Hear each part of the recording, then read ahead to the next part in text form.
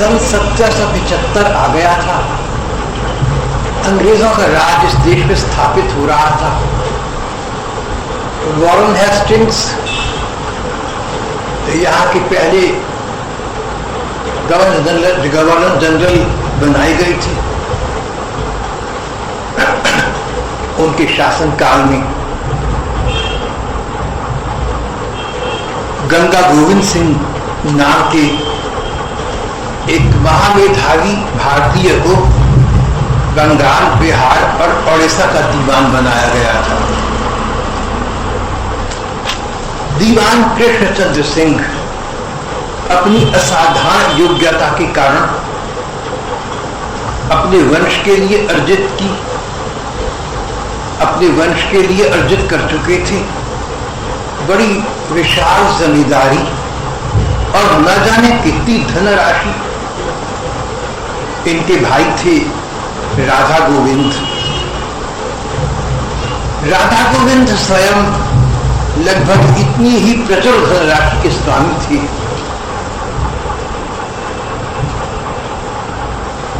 दोनों भाइयों की संपत्ति के एकमात्र उत्तराधिकारी और उस समय के पूरी भारत के सबसे बड़े धनवानी व्यक्ति कृष्णचंद्र उनके इकलौते बेटे थे। दादा गोविंद सिंह इन्हें प्यार से लाला कहकर पुकारा करते थे। नौकर, चाकर और अन्य सभी लोग इन्हें स्नेह और सम्मान की दृष्टि से लाला बाबू कहते थे। तो कृष्णचंद्र सिंह लाला बाबू के नाम से विख्यात हो गए थे।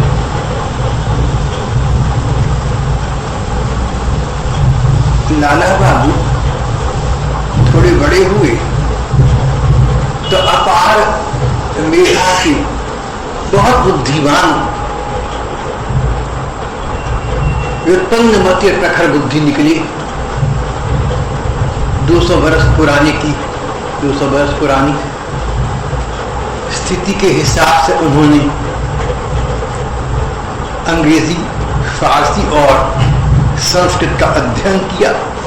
अंग्रेजी राजाओं की भाषा बन गई थी, फारसी चल ही रही थी और संस्कृत में उनकी धर्म ग्रंथों के कारण अपनी रुचि थी। बहुत थोड़े से समय में लाला बाबू ने इन भाषाओं का अच्छा ज्ञान प्राप्त कर लिया।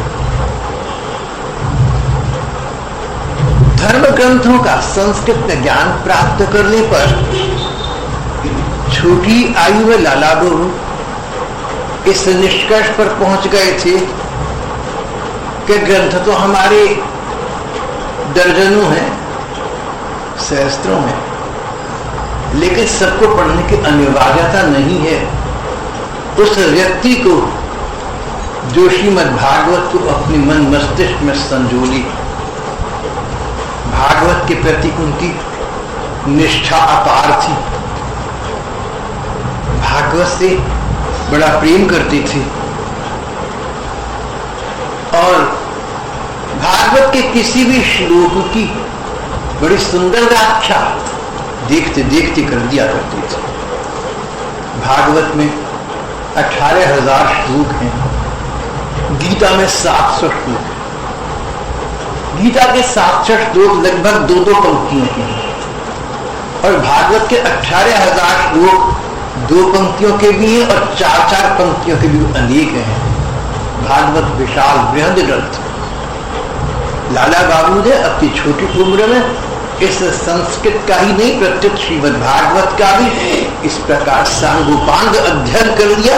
भागवत के श्लोक उन्हें कंठस्थ हो गए और इतना ही नहीं, किसी भी श्लोक की बड़ी सुंदर व्याख्या अकस्मात सहसा कर दिया करते थे। लाला बाबू को, कृष्णचंद्र सिंह को अपने चारों ओर अपार धनराशि दिख रही थी, पैसा ही पैसा।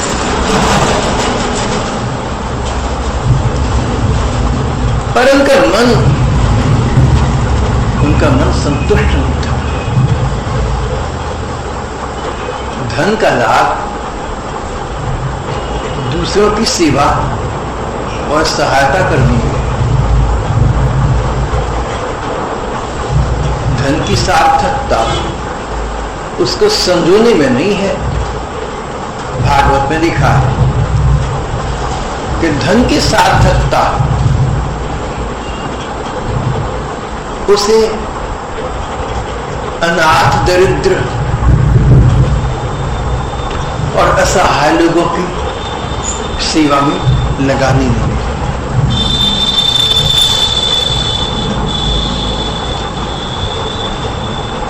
हमारे देश की परंपरा, न जाने कितने ऐसे महापुरुष हुए जिन्होंने अपनी अपार धनराशि अपने लिए प्रयोग न करके दूसरों के लिए, दरिद्र नारायण के लिए प्रस्तुत कर दी। धन संपदा वही है जो दूसरों के काम आ जाए, और अपने लिए संजोली, संग्रह कर लिया, संसार से स्वयं चली गई, आगे वालों के लिए लड़ने का साधन छूट गई, या उनको पैसे में अनुरक्त करने की कारण बना गई। भागवत कहती है कि इसमें विवेक नहीं है, इसमें समझदारी नहीं है। कृष्णचंद्र सिंह लाला बाबू के नाम से लोकप्रिय हो चुके थे। सोचते थे कि इतना बेतहाशा पैसा है हम लोगों के पास, हम इसका प्रयोग दूसरों की सेवा में करेंगे। और सबसे पहला अवसर उन्हें तब मिला जब एक निर्धन व्यक्ति से मिली, दुखी था, बात करते करते आंखों में आंसू भर लेता। भैया क्या कारण है, क्या कष्ट है तुम्हें? व्यक्ति दरिद्र और निर्धन था, पर स्वाभिमानी था। अपने धन की कमी किसी से कहना नहीं चाहता था। लाला बाबू के चेहरे पर उसके प्रति इतना प्यार, इतनी करुणा थी कि अपने दिल की बात उसने लाला बाबू को बतला दी। धन की कमी के कारण वो अपनी कन्या का विवाह नहीं कर पा रहा था। लाला बाबू ने खजांची को बुलाया, बोले देखो इनको 1000 रुपया तुरंत दे दो।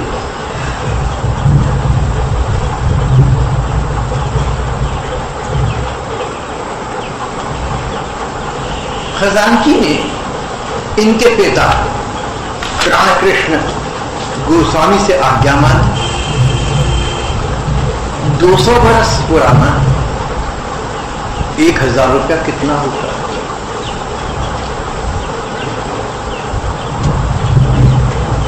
खजांची ने पिता प्राण कृष्ण सिंह से पूछा। वो सूखी हंसी हंसे, बोले लड़कपन की बातें हैं, लेकिन जो भी हो हमारा लड़का है, और जो उसने शब्द दिया है उसको पूरा करना हमारी शान, हमारी परंपरा है। लेकिन देखो इस बार तो 1000 दे दो, पर लाला से कह दो कि इस प्रकार दान तभी करे जब स्वयं कुछ कमाई करे या जमींदारी की आय बढ़ा दे। लाला बाबू की बात चुभ गई। करोड़पति का पोता में,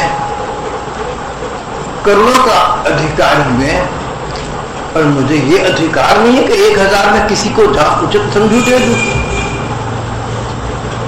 ठीक है, मैं स्वावलंबी बनूंगा, मैं अपने पांव पर खड़ा होऊंगा। मुझे पिता या दादा की इस संपत्ति से क्या लेना है जिसको खर्च करने का मुझे अधिकार नहीं। लाला बाबू लड़कपन में कोई महापुरुष थे, गरीब देखा तो 1000 के दान की घोषणा कर दी। पिता दादा ने आपत्ति की तो करोड़ों रुपए का मोह एक क्षण में छोड़ दिया। घर से अलग हो गए, चली गई। अपने आप कुछ करूंगा, धन का उपार्जन करूंगा और जैसे चाहूं वैसे व्यय करूंगा। लाला बाबू इस प्रकार के व्यक्ति थे जो अपने लिए तो व्यय करना कम से कम चाहती थी, कम से कम में गुजारा, और दूसरों के लिए अधिक से अधिक सेवा सहायता करना चाहती थी।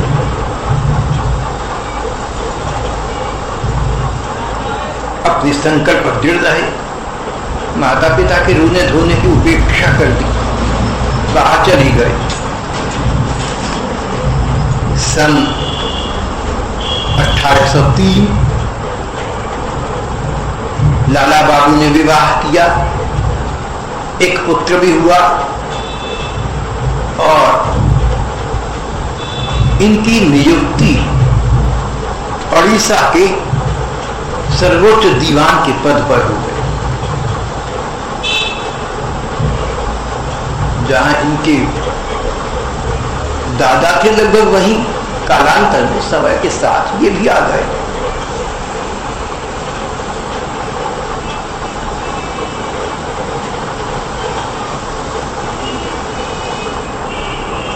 इनका मन सहज भाव से भगवान के स्मरण चिंतन में लगा करता था। संसार को असातक दृष्टि से देखती थी। परद्रव्येषु दोषवत्, पैसे को तो धूल के समान मानती थी। पैसे का प्रयोग बस एक ही जानते थे, कहीं किसी के काम आ जाए, अपने नहीं किसी के काम आ जाए।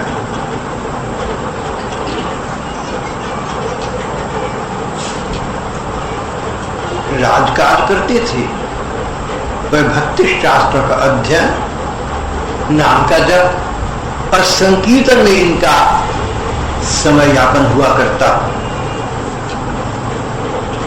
पिता ने कई बार प्रयत्न किया इनको घर बुलाने का, लेकिन अब ये घर वापस नहीं पहुंचे।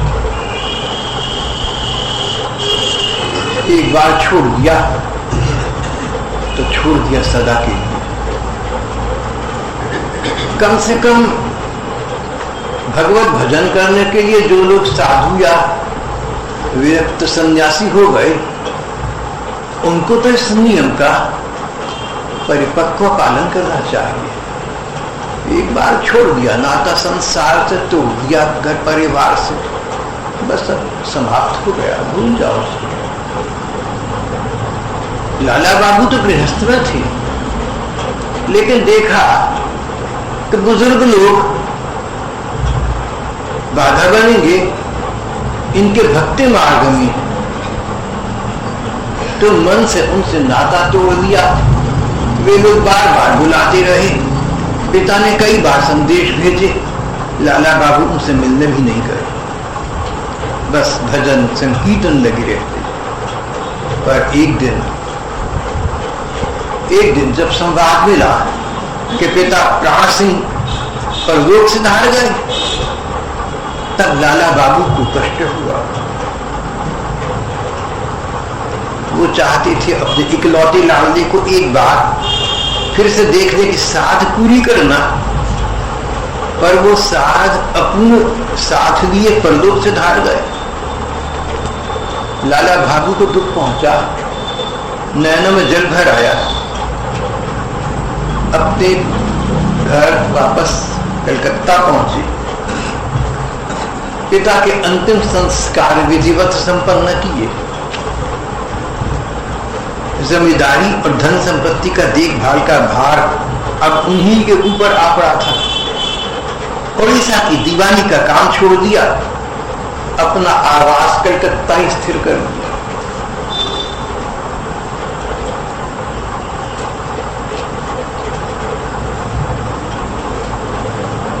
पर मन घर वापस आ गए। धन संपदा, रुपया पैसा, सुख भोग और ऐश्वर्य उनके चरणों में थी, उनके चारों ओर थी, पर मन को ये सब कुछ अच्छा सा न लगा। बार बार एक प्रश्न उन्हें कचोटता था, ये रुपया पैसा, ये पद प्रतिष्ठा, ये सम्मान, ये कुलीनता, ये वर्चस्व किस काम के हैं? ये क्या लाभ है इनसे मुझे? क्या इनसे मेरे भविष्य का निर्माण होगा? क्या इनसे मेरा परलोक सुधरेगा? क्या इनसे मैं भगवान को प्रसन्न कर सकूंगा? ऐसा तो नहीं है। तो चिर शांति का पथ मुझे पकड़ना चाहिए। चाहते थे एक बार ही घर परिवार सब छोड़कर अनंत के पथ पर अनंत की प्राप्ति के लिए निकल जाना, पर बार बार विचार आता, दायित्व और कर्तव्य की भावना का, और चुप रह जाता। इस प्रकार की मनोस्थिति में वर्तमान में अपने मन को कुछ संतोष लाभ प्रदान करने के लिए लाला बाबू सोचा वृंदावन चलना चाहिए। हमारे प्रेम देव श्री कृष्ण की लीला भूमि है, वृंदावन के दर्शन करूंगा। तो वहां यमुना जी के नीर तीर पर श्री कृष्ण, बलराम जी भैया, संगी साथियों को, ग्वाल बालों को, सबको भ्रमण करते देखूंगा। क्या पता कृष्ण कृपालु कब मुझ पर इस प्रकार की कृपा अकस्मात कर दें। कदा वृंदारण्ये सपद यमुना तीर कुलिनी चरंतम हलधर सुदामादि सहितम अहो कृष्ण स्वामी नमुर्दिवादन विपुल। हे कृष्ण, ऐसा सहयोग प्रदान कर दो मेरे स्वामी, मेरे सखा, मेरे सर्वस्व। ऐसा सु अवसर, ऐसा सुदिन मेरे जीवन में ले आओ जब मेरा ये जीवन सार्थक हो जाए, वृंदावन आना सफल हो जाए। श्री वृंदावन में यमुना जी के किनारे मैं तुम श्री कृष्ण को, बड़े भैया दाऊ, बलराम जी और बाल बालों के साथ भ्रमण करती देख सकूं, मेरे नयनों को विश्राम प्राप्त हो जाए। न जाने मन में कितनी उमंग तरंग गई लाला बाबू अपने पारिवारिक ऐश्वर्य के साथ अंततः कलकत्ता से वृंदावन पहुंच गए। 200 वर्ष पहले कलकत्ता से वृंदावन पहुंचना आसान काम नहीं रहा होगा। आज वाले वायु मार्ग तो नहीं थे, आज वाले सारी सुख सुविधाएं तो उन दिनों थी नहीं, लेकिन बहुत पैसे वाले थे, जितनी सुविधाएं पैसा दे सकता है उतनी उनके पास थी। कलकत्ता शहर अपने आप में बड़ा व्यस्त जीवन रखता है। लाला बाबू वृंदावन गए, वहां उनके अत्यंत दृष्टि श्री कृष्ण को खोजती रही। चाहते थे यहीं रह जाऊं, पर कर्तव्य बुद्धि ने जोर दिया। दायित्व स्मरण पथ में थे, वापस कलकत्ता पहुंचे। उस दिन शाम का समय था, ठंड का मौसम था, सूर्य अस्ताचल की ओर जा रही थी, हल्का हल्का पवन बह रहा था। लाला बाबू पालकी पर निकले थे सैर करनी। पालकी के आगे बंदूकची और पीछे सिपाही और नौकरों की टोली थी। गंगा जी के तट पर पहुंचे, पालकी उतारी गई। खबरदार छठ चिलम भरी लाला बाबू के सामने हरसी पर रख दी। नरम तकिए का सहारा उन्होंने हरसी की नली मुंह में दबा ली गुड़ गुड़ करके हुक्का पीने लगी।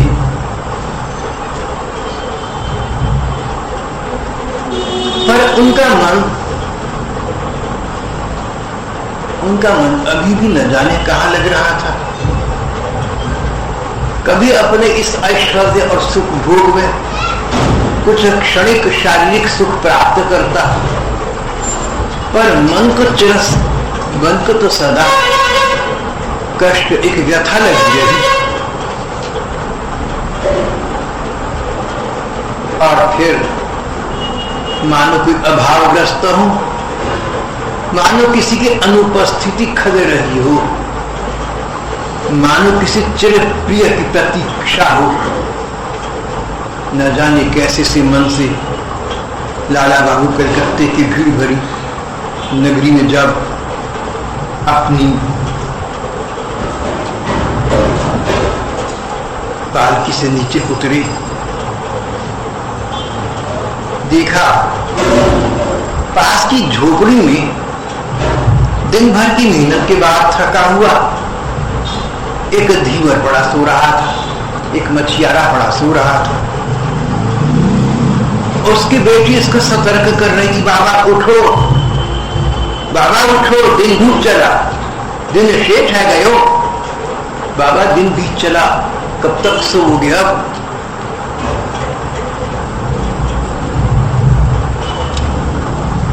अब समय नहीं है, सोने का समय नहीं है बाबा, उठ जाओ।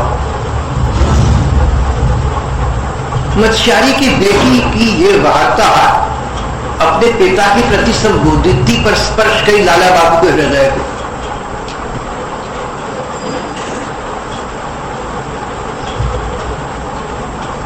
दिन शेष है गलो, बहुत समय बीत चला, अब समय नहीं है शेष। ये शब्द उनके मनुतर में बार बार गूंजने लगे। मोह निद्रा भंग हो गई, हुक्का तोड़ छोड़ दिया। कृत संकल्प हो गए सब कुछ छोड़कर वृंदावन जाने के लिए। अब अपना चिर निवास वृंदावन स्थिर कर दूंगा, इस संसार से मैंने क्या लेना है। और दूसरे दिन सुबह उठे तो घर वालों को अपना संदेश स्पष्ट शब्दों में दे दिया। मेरे जीवन की संध्या आ गई, दिन डूबने को है, मुझे तो राधा रानी पुकार रही हैं, मैं वृंदावन जा रहा हूं। पत्नी पुत्र परिजनों के अनुरोध और कातर क्रंदन की उपेक्षा करके जो प्रस्थित हो गए, वे चल पड़े श्री वृंदावन धाम की ओर।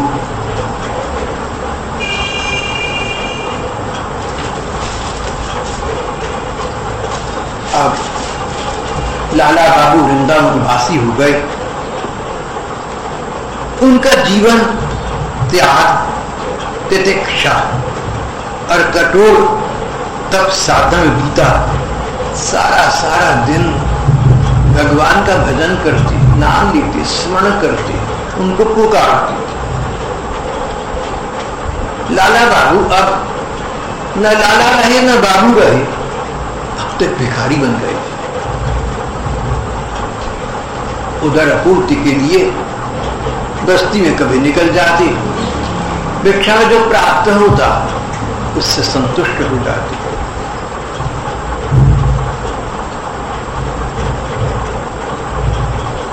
लाला बाबू कितने ऐश्वर्य में रहे थे सो तो स्पष्ट हो चुका,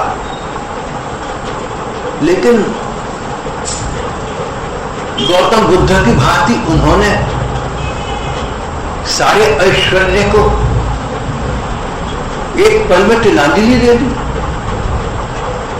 दर दर के भिखारी बनकर भीख मांगकर पेट भरने लगे।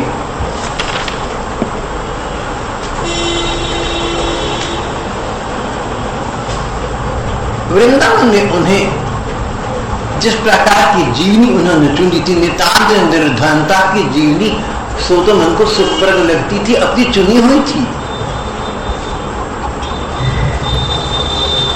आप सिद्धार्थ गौतम को, वो खड़े भीख मांग रहे हो कहीं पर, भिक्षाम देहि।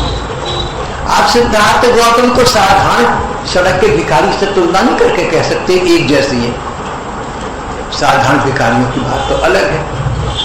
और सिद्धार्थ गौतम ने राज्य छोड़कर भिक्षा का मार्ग स्वयं चुना था। इसी प्रकार लाला बाबू ने भिक्षा का मार्ग स्वयं चुना था। न तो उनका भिक्षा मांगने में स्वाद रह गया था, न स्वाभिमान का प्रश्न।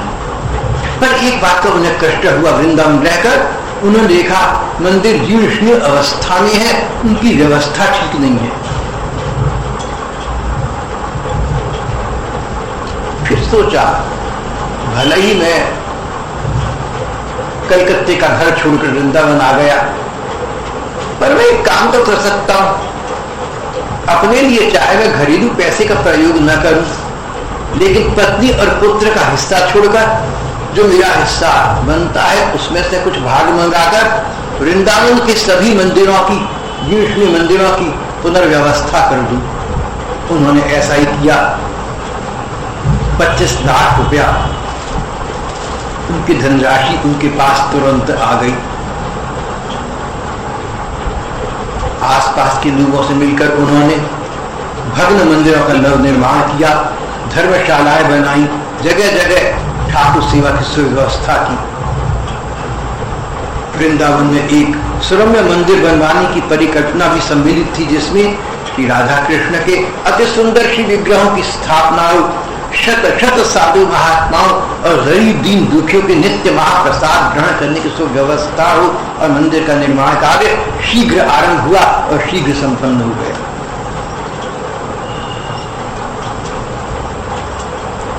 अपने आप तो दर दर के भिखारी बन गए। तो अपना अधिकार था वो तो छोड़ दिया, पर सोचा मेरे भाग का पैसा घर रहेगा तो एक परिवार की संपत्ति बनकर रह जाएगा, जैसा सब जगह होता है। इन्होंने 25 लाख रुपया मंगवाकर वृंदावन के मंदिरों का जीर्णोद्धार किया। वहां साधुओं और निर्धन लोगों के लिए बड़ी सुविधाएं प्रदान की। मंदिर के निर्माण कार्य के लगभग अंतिम समय में एक विकट स्थिति आ गई। जयपुर से मूल्यवान पत्थर क्रय करने के लिए लाला बाबू का कभी कभी राजस्थान जाना होता था। मार्ग भरतपुर पड़ता था। भरतपुर के महाराजा इनके पुराने बंधु थे। उनके विशेष आग्रह के कारण आते जाते 1-2 दिन उनके यहाँ ठहर जाया करते थे। मंदिर के निर्माण कार्य के दौरान 1-2 दिन के लिए लाला बाबू भरतपुर के महाराजा के यहाँ ठहरे। उस समय ईस्ट इंडिया कंपनी राजस्थान के राजाओं के साथ एक संधि की बातचीत कर रही थी। ईस्ट इंडिया पूर्वी भारत, बंगाल बिहार का, हिंदुस्तान का इलाका, अंग्रेजों की एक व्यापारी कंपनी वहां की रानी से आज्ञा लेकर भारत में व्यापार करने के लिए भारत आई थी, पूर्वी भारत में स्थित हो गई थी। कुछ तो यहाँ के राजा महाराजा और यहाँ के लोग अपने प्रकार के थे, और कुछ उन लोगों के इरादे बदलते गए। यहाँ की स्थिति देखकर धीरे धीरे वो व्यावसायिक कंपनी ईस्ट इंडिया कंपनी यहाँ की राजा बन गई, और राजाओं वाले अधिकार उनके हाथ में आ गए। ईस्ट इंडिया कंपनी की राजस्थान के राजाओं के साथ एक संधि की वार्ता चल रही थी। इसमें भरतपुर के महाराजा की प्रधान भूमिका थी। महाराजा ने अंत समय में संधि की वार्ताओं को, ट्रीटी के टर्म्स को देश हित में उचित नहीं समझा और हस्ताक्षर करना अस्वीकार कर दिया। कुछ लोगों ने कंपनी के अधिकारियों को यह समझाया कि लाला बाबू बड़े देश प्रेमी फिरते हैं, ये उनका षड्यंत्र है। राजा को हस्ताक्षर करने से उन्होंने रोका है। ईस्ट इंडिया कंपनी के अधिकारियों ने लाला बाबू को बंदी बनाकर दिल्ली बुलवा लिया।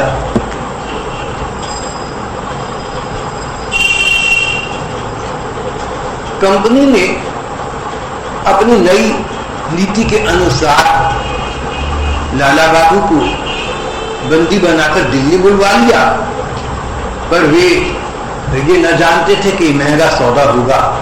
लाला बाबू के बंदी होने का संवाद सारे ब्रजमंडल में फैल गया। इसका विरोध करने के लिए हजारों ब्रजवासी दिल्ली को उमड़ पड़े। लाला बाबू की लोकप्रियता, उनके प्रभाव को देखकर ईस्ट इंडिया कंपनी के अधिकारी चिंतित हुए।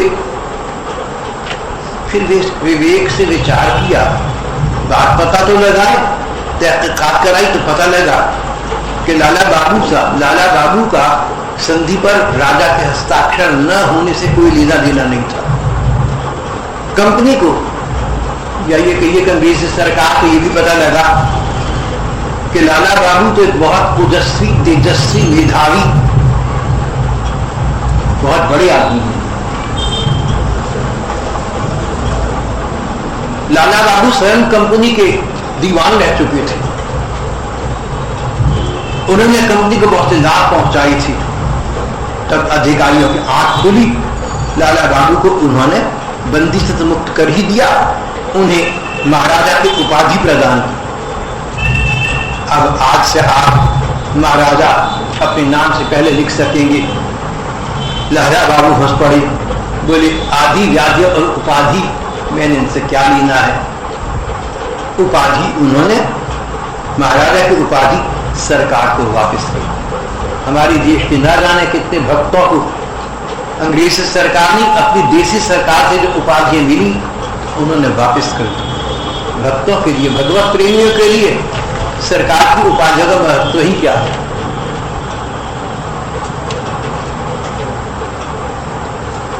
अभी आज से लगभग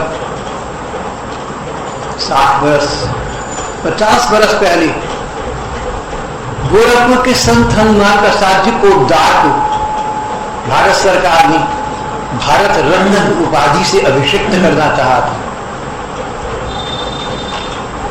पूज्य श्री भाई जी ने अस्वीकार कर दिया, भारत रत्न की उपाधि लेने से इनकार कर दिया। ऐसे ऐसे हमारे देश में बड़े बड़े लोग, भक्तगण तो सरकारी उपाधियां स्वीकार करते ही नहीं, उनका कोई महत्ता नहीं होती, इसलिए नहीं करते। दद्दा कहने लगे, दद्दा मध्य प्रदेश के बनारसी दास चतुर्वेदी जी महाराज उच्च कोटि के भक्त थे, विद्वान थे और देश प्रेमी थे। मध्य प्रदेश में नई सरकार बनी, देश आजाद हो चुका था। मुख्यमंत्री और मंत्रीवर्ग बात बात पर उनकी परामर्श, उनकी सजा दिया करती थी। मुख्यमंत्री एक दिन बोले, दद्दा आप हमारी सरकार में सम्मिलित हो जाए, जो पद आप चाहें मंत्री पद आपको दे देते, जो विभाग आप चाहें उसका मंत्री बन जाए। दद्दा खिल्ली उड़ाकर हंस पड़े मुख्यमंत्री के सामने। बोले, मुख्यमंत्री जी आप जानते हैं क्या क्या बातें हैं? आप बृहस्पति को इंद्र पद देना चाहते हैं? बिल्कुल नहीं, अस्वीकार कर।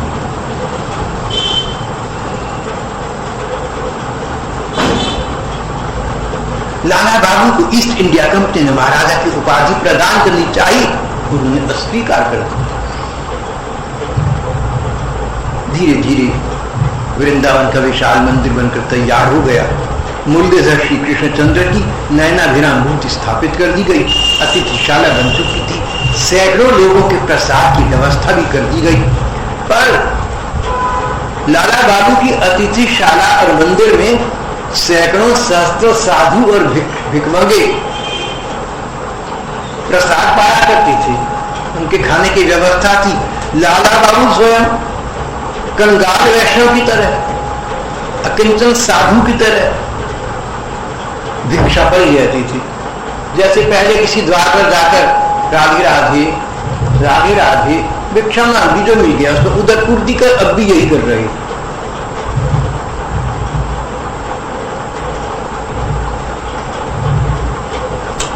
मार्च का महीना था, मार्च का महीना लगभग जनवरी का महीना था। कड़ाके की सर्दी पड़ रही थी।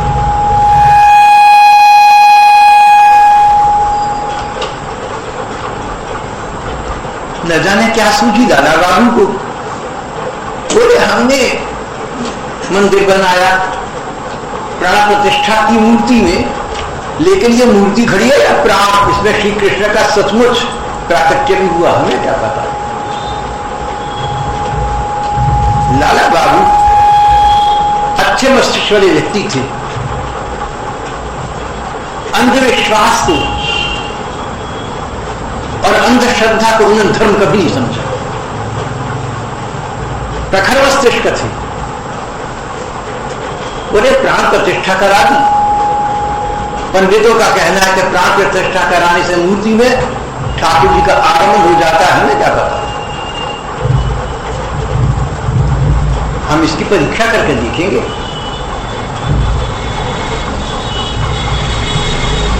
एक मक्खन की जमी हुई बटिया टिकिया पुजारी से कहकर ठाकुर श्री मूर्ति की चाक में टिका। सर्दी पड़ रही थी, देखते देखते श्री मूर्ति के माथे की गर्मी से मक्खन पिघलने लगा और चेहरे पर आ गया। लाला बाबू संज्ञा शून्य हो गए। ठाकुर तुम धन्य हो, हम तो इस योग्य नहीं थे कि तुम अपना सच्चा आविर्भाव इस मूर्ति में स्थापित करो, पर तुमने हमारी अपात्रता नहीं देखी, तुमने हमारी अयोग्यता नहीं देखती। उदार शिरोमणि, तुमने तो अपनी सहज अकारण करुणा से काम किया, तभी तो इस श्री मूर्ति में देखने में तो मूर्ति हो, सचमुच साक्षात भगवान हो। ऐसी एक दो घटनाएं और भी हुई जिनसे जन सामान्य के सामने स्पष्ट हो गया कि ये केवल श्री मूर्ति नहीं है, श्री ठाकुर जी का इसमें सहज आविर्भाव है, ये सजीव श्री विग्रह है।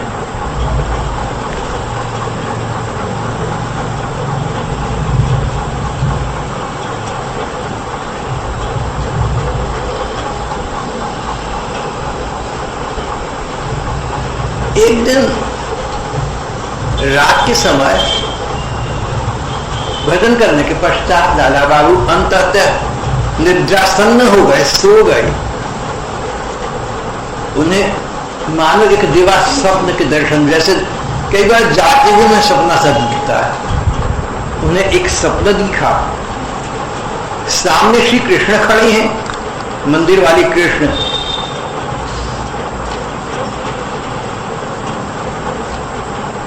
मुस्कुराकर कह रहे हैं, लाला बाबू तुम्हारी सेवा से हम बहुत प्रसन्न हैं।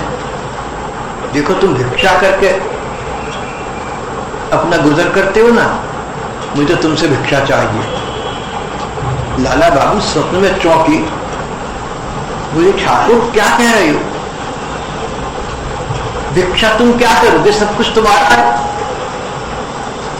आज्ञा करो ना, क्या सेवा करनी है मुझे। बोले एक मंदिर में तू मेरी स्थापना कर दे, मैं ये चाहता हूं मेरे लाला बाबू। बाबू मैं ये चाहता हूं कि एक मंदिर में तू मेरी स्थापना और कर दे। लाला बाबू संभ्रम में पड़ गए, कुछ समझ न सके।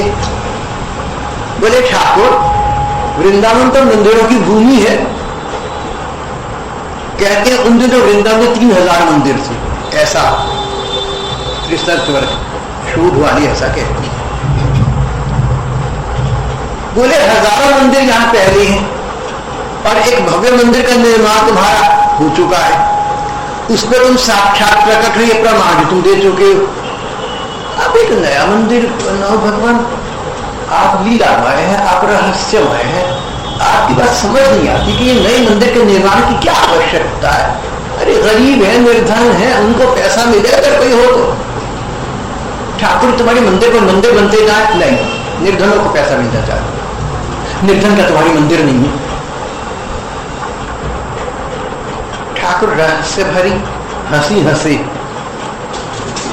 बोले भैया जिस मंदिर के निर्माण की मैं चर्चा कर रहा हूं, उस मंदिर का निर्माण, उस मंदिर में मेरी मूर्ति का प्राकट्य, मेरा स्थापत्य ये तो सारी तूने अब तक काम करे ना, इनको संपन्न करने के बाद इनके फल के रूप में मिला करता है। लाला बाबू ने 2 काम किए थे। सारा रुपया पैसा गरीबों को, साधु संतों, महात्माओं को, वृंदावन को दे दिया, अपने अभिक्षा पर रहते। और दूसरा, अपना मन और अपना समय श्री कृष्ण के भजन, स्मरण या चिंतन में लगाती थी। किसी भी परम भक्त के यही 2 लक्षण हैं, और ये दोनों कार्य लाला बाबू सिद्ध कर चुके थे। पर ठाकुर बोले कि जिसने ये दोनों कार्य सिद्ध कर लिए, अपने तो 1 पैसे का मोह न रखा, निर्धन और साधुओं पैसा बांट दिया, और अपना मन, अपना समय मुझ ठाकुर के चिंतन में लगा दिया। जो व्यक्ति इतना कर पाता हो, उसी के लिए अगली बात उठती है, लाला बाबू मैं ये चाहता हूं, देख मैं क्या चाहता हूं, मेरी बात सुन ले। मैं ये चाहता हूं कि तेरा जो हृदय मंदिर है, तेरा जो मन मंदिर है, उसमें तू मेरी सजीव मूर्ति स्थापित कर दी। इतने आश्चर्य की बात है। लाला बाबू उच्च कोटि के भगवत भक्त थे, और उनकी मूर्ति अनुप्राणित हो चुकी, सजीव हो गई थी, ये प्रमाण मिल चुके थे। और वही ठाकुर अब तो सजीवता का प्रमाण देने के पश्चात उस लाला बाबू से कहते हैं कि तेरा जो मन है ना, इसको मेरा मंदिर बना दे, तेरे मन मंदिर में मेरी मूर्ति स्थापित हो जाए। मैं ये चाहता हूं, मुझे भिक्षा दे दी मेरी भैया, मेरी मूर्ति को तेरे मन मंदिर की आवश्यकता है। आप तेरे द्वार पर खड़ा हूं ये भिक्षा प्राप्त करने की।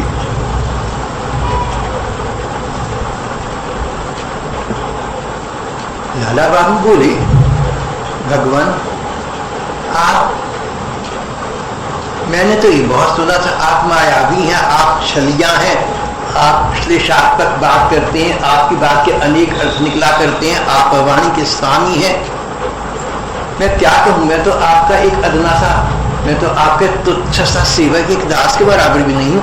पर भगवान अभी भी मुझे ये स्पष्ट नहीं हो पाया कि अगर मैं अपने मन को आपका मंदिर बनाकर उस मन मंदिर में आपकी स्वरूप की स्थापना करना चाहूं तो उसके लिए मुझे क्या करना चाहिए, आप ये तो बताइए। बोले तुम्हारी ये उचित ये होगा कि तुम व्रजमंडल के सब तीर्थों का दर्शन करो, उसके बाद गोवर्धन चले जाओ, वहां रहकर भजन करो। लाला बाबू बोले, प्रभु आपकी श्री मूर्ति की स्थापना इस मंदिर में मैंने आपकी आज्ञा अनुमति से की है, यहां आप साक्षात प्रकट हो चुके, आपको छोड़कर मैं कहां कैसे जाऊंगा। ठाकुर हंस पड़े, लाला बाबू तो समझता तू ऐसा कि मेरी तेरे द्वारा स्थापित एकमात्र यही श्री मूर्ति है जिसमें मेरा साक्षात प्राकट्य है। जहां जहां भक्तों की भावना है उन सभी श्री मूर्तियों में मैं इसी प्रकार प्रकट, हरि व्यापक सर्वत्र समाना, प्रेम ते प्रकट हूं ही मैं जाना। समय हो गया, शेष भाग हम कल करेंगे। श्री कृष्ण गोविंद